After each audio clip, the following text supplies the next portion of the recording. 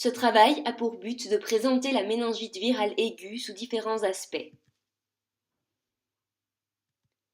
Pour ce qui est des phénomènes attendus à l'anamnèse, tout d'abord, nous retrouvons les céphalées, qui sont dues à une irritation des fibres sensitives. Elles sont exacerbées par la lumière, on peut ainsi parler de photophobie. Elles sont également exacerbées par les mouvements de tête et par le bruit.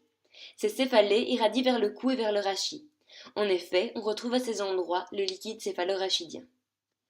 Les vomissements seront également présents. Ils surviennent suite au changement de position. Ils sont prédominants le matin. Pour ce qui est des phénomènes attendus à l'examen clinique, on retrouve des troubles du rythme cardiaque et du rythme respiratoire. En effet, un sepsis est présent.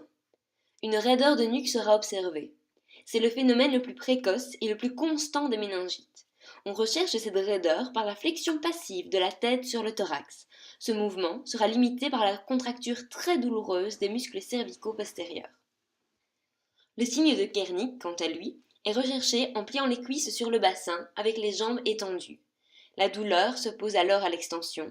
On observe ainsi une flexion.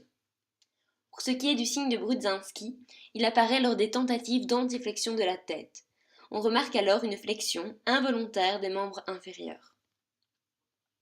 L'analyse du LCR permet de différencier les méningites à liquide clair, qui sont virales, pour la plupart, de méningites purulentes, c'est-à-dire bactériennes. Le diagnostic se fait par la ponction lombaire. Cette seconde partie met en place un schéma explicatif que je vous laisse le soin d'observer, mais dont je vais éclaircir quelques points. Tout d'abord, l'infection virale peut être due à plusieurs types de virus situés sur la diapositive suivante. Ensuite, le virus venant du sang a plusieurs possibilités de contact avec le LCR. Au niveau des plexus choroïdes qui produisent le LCR à plus de 50%. D'un point de vue histologique, les plexus choroïdes sont faits de cellules fort polarisées qui comportent des microvillosités et des jonctions serrées à leur pôle apical, ainsi que des replis interdigités à leur domaine basolatéral. Une lame basale est également présente. Sous cette lame sont présents des capillaires fenestrés. Les macromolécules du plasma sanguin peuvent passer librement dans l'espace sous-épithélial. Le passage des capillaires vers le LCR s'effectue en deux étapes.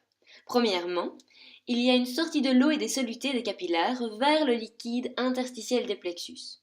Secondairement, une traversée de l'épithélium qui se fait de façon passive pour les solutés liposolubles, mais qui est contrôlée par des mécanismes pour les substances qui ne le sont pas. On retrouvera ainsi des aquaporines et des transporteurs spécifiques. Ce LCR produit a plusieurs rôles. Tout d'abord une protection mécanique, ensuite un maintien de l'environnement extracellulaire, l'élimination des métabolites indésirables, le drainage lymphatique, ainsi qu'un rôle dans le pH pour la régulation de la ventilation. Un autre point de contact est la villosité arachnoïdienne qui résorbe le LCR.